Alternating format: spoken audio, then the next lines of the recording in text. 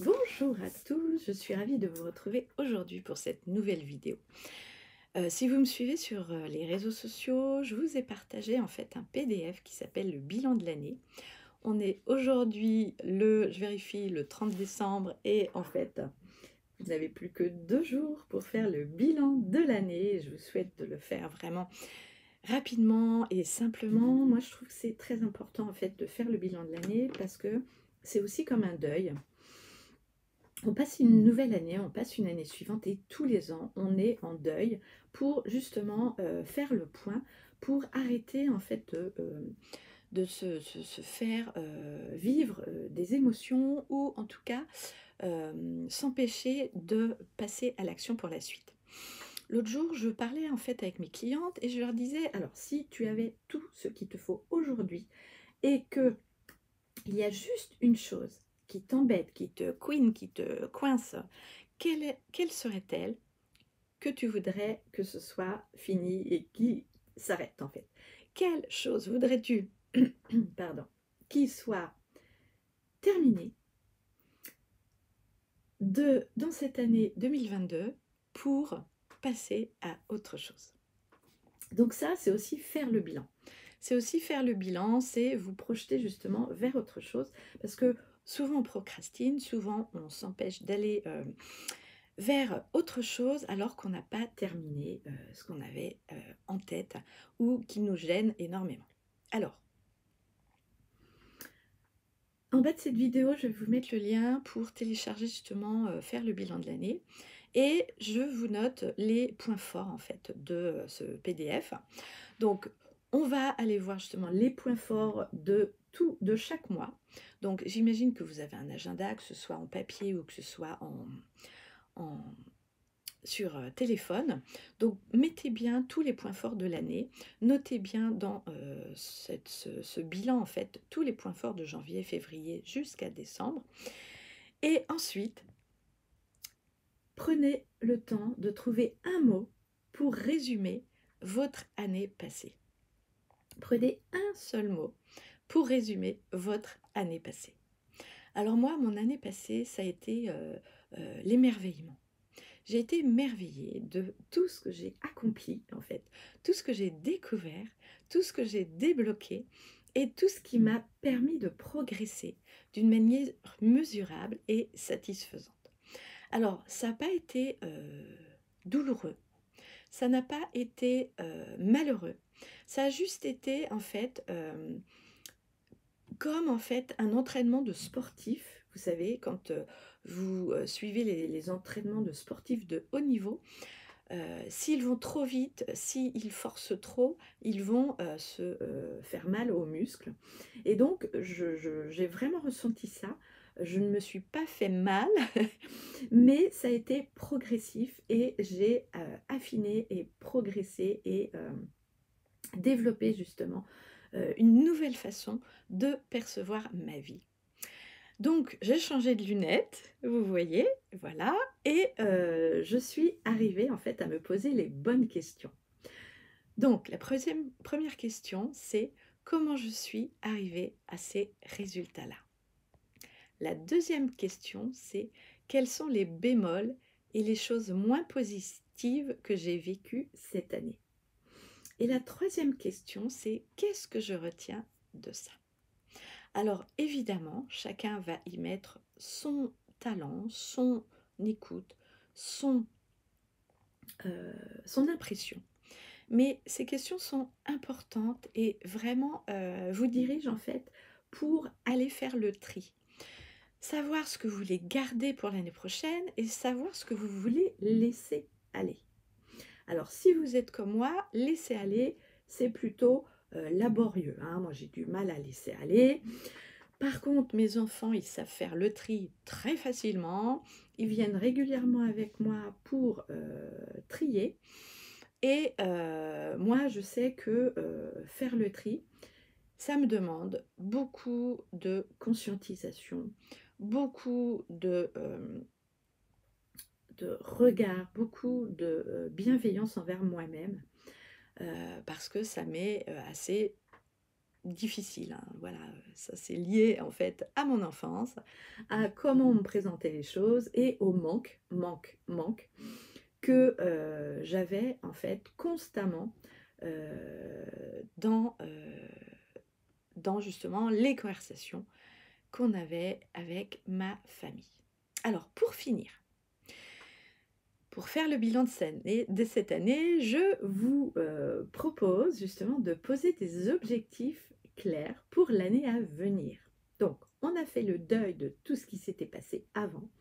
Et aujourd'hui, posez-vous la question, posez-vous les objectifs de l'année à venir.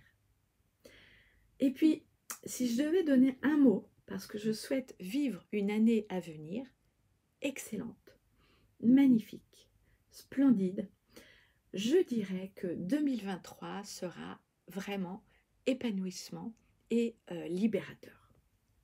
Ça c'est pour moi, ce sont mes mots à moi. Donc notez-le bien pour justement le reprendre l'année prochaine et garder en fait votre belle vision d'épanouissement et de liberté. Donc, une fois qu'on a fait ça, on va se poser des nouveaux objectifs, mais mettez-vous dans un espace pour noter ce que vous voulez vivre pour les années à venir. Parce que les objectifs ne sont pas forcément réalisables en un an. On a parfois besoin de plusieurs années pour que ce soit efficace. Notez aussi les émotions en fait que vous désirez vivre. Les choses que vous avez envie de ressentir.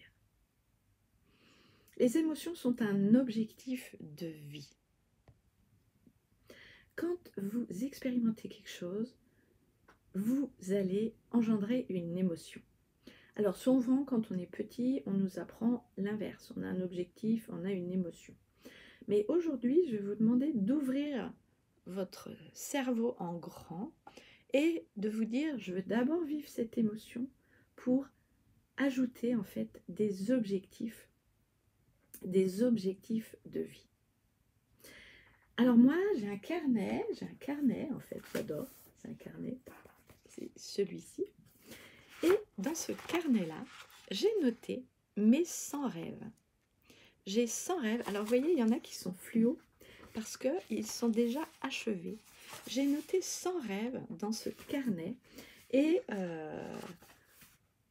voilà. Et donc, je le relis régulièrement. Et j'ai mis aussi à côté, en fait, les émotions que je veux vivre. Donc, dans ces 100 rêves-là, il y en a qui sont, comme je vous disais, déjà achevés et d'autres qui ne le seront peut-être jamais. Mais je vous ai laissé en fait des pages pour remplir vos 100 rêves et vos objectifs dans votre bilan de 2023. Alors, ce que je retiens dans justement ce bilan-là, c'est que c'est assez simple d'écrire ses rêves, que en fait, je ne pensais pas sortir 100 rêves, mais si, j'ai réussi à sortir 100 rêves, des choses parfois toutes petites, ou qui sont vraiment concrétisables aujourd'hui et que je ne le faisais pas. Et je trouve ça génial en fait, parce que souvent on s'empêche des choses et voilà, alors que vous pouvez les réaliser d'une manière tout à fait simple. Mais le tout, c'est de se donner l'opportunité de le faire dans la joie et la bienveillance sans vous culpabiliser. Hier par exemple, j'ai emmené mon fils cadet au restaurant, on est partis tous les deux et on est allé manger. Je l'ai emmené dans un lieu vraiment super joli, super agréable. On a passé un très bon moment et voilà, c'était quelque chose que j'avais envie de partager avec lui ensemble. Donc voilà. Pour avoir une nouvelle vision de 2023, je vous invite en fait à noter les temps forts que vous avez envie de mettre en place pour chaque mois de l'année, que ce soit en janvier, février, mars, jusqu'au mois de décembre. Donc ça, c'est pour justement que votre cerveau anticipe, puisque le cerveau a du mal en fait à conscientiser le temps. votre cerveau va justement mettre en place des stratégies pour réussir à réaliser en fait cet objectif-là. Donc, pour arriver à ces objectifs-là, je choisis de concentrer mes actions de l'année sur quelque chose d'important, ou bien je vais créer ou quelque chose que je vais arrêter, ou quelque chose que je vais faire évoluer. Ça, c'est aussi très important. J'aime mettre en place des plans d'action.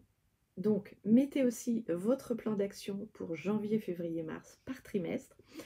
Parce que c'est bien de découper en fait par période, parce qu'en une année on a l'impression que c'est très très lourd. En trimestre déjà c'est plus jouable, en mensuel c'est encore plus visible, et après à la semaine. Moi j'ai un groupe en fait, c'est un sistermind que je fais en fait avec des entrepreneurs. Ça fait 5 ans qu'on fait ça. Et en fait, on se retrouve une fois par an pour faire le bilan et pour se voir en présentiel parce que nous habitons dans des régions différentes. Et en fait, on concentre nos actions avec 3 tâches toutes les semaines à accomplir. Et 3 tâches, vraiment, vous allez voir, c'est très très facile à faire. Alors, je vous invite à de nouveaux engagements avec vous-même. Alors, si vous êtes en couple, il faut aussi faire de nouveaux engagements avec votre conjoint. Et si vous avez des enfants, faites de nouveaux engagements aussi avec vos enfants. Parce que vos enfants grandissent. C'est pas la même relation quand ils ont 3 ans, quand ils ont 5 ans, quand ils ont 6 ans, quand ils ont 12 ans, quand ils ont 19 ans. Et souvent, on oublie de se réengager. Moi, j'ai toujours fait ça avec mes enfants. On s'est réengagé régulièrement tous les ans. Je faisais souvent ça au niveau, lors de leurs anniversaires parce qu'ils se rendaient mieux compte par rapport à la fin d'année. Bon, enfin, voilà, c'était moins parlant, je trouvais. Et en fait, le fait de grandir, le fait d'avoir une dizaine supplémentaire, le fait d'être en année scolaire, c'est pareil, il y avait aussi des engagements différents parce qu'ils étaient dans des établissements différents. Et aujourd'hui, je me rends compte qu'ils utilisent ça aussi tout le temps en fait. Et c'est super intéressant en fait de voir ça et de mettre ça en place. Alors voilà donc pour le bilan de l'année, n'hésitez pas à le télécharger, je vous l'offre, c'est le cadeau de fin d'année. Si vous voulez si vous voulez rejoindre Cozy ou si vous voulez faire part de ce lieu vraiment magnifique que j'adore, dans lequel je partage des choses tous les jours, eh bien n'hésitez pas à me rejoindre. Et puis je vous mets aussi en lien les différents programmes que je propose, toujours en relation avec la belle personne que vous êtes.